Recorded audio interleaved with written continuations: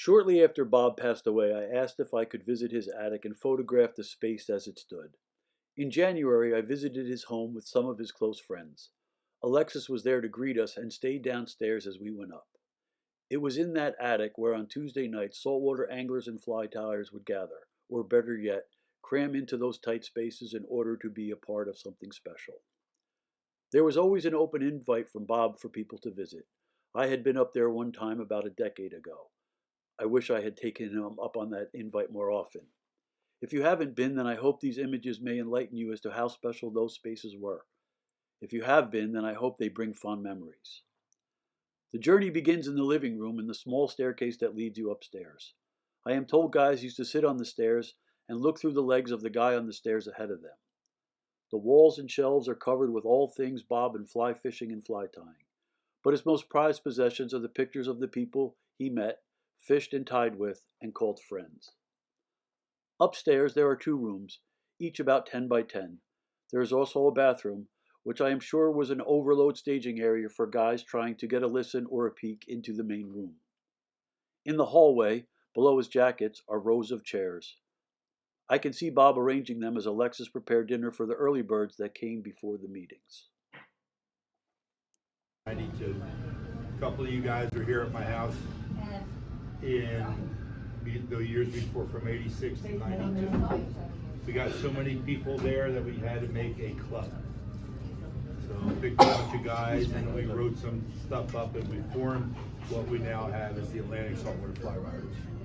One very important part of that club is the fact that this is part of the reason maybe why there's not quite so many people here, because we don't appeal to the egos of the fishermen. We look for sportsmen here.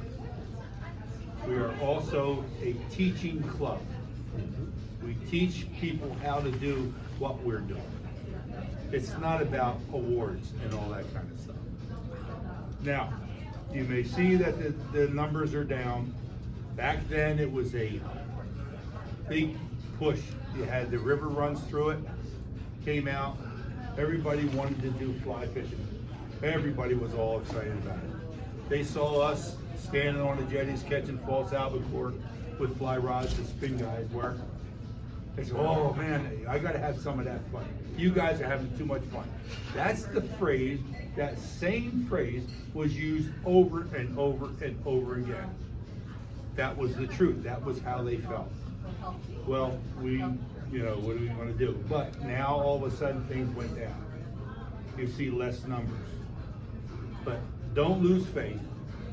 And what you have to realize too, more than anything, the most important thing to remember at this point and at this stage, okay, is keep the doors open. That's what this club is doing. It's keeping the doors open for those who are wanting to join us. All of a sudden, somebody back there, some faraway guy, I'd like to do that with a fly. Here we are, we're here. If that door is closed, he doesn't get much farther.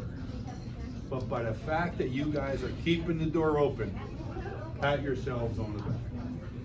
Keep the doors open. That's all I got to say. All right? Thank you.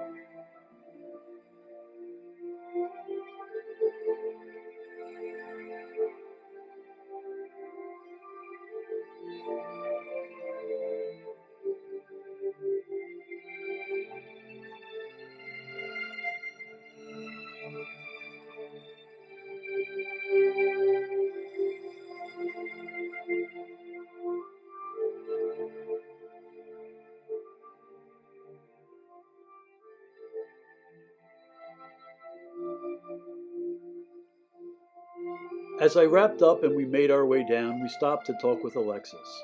What she said next really moved us. It was good to hear laughter coming from upstairs again.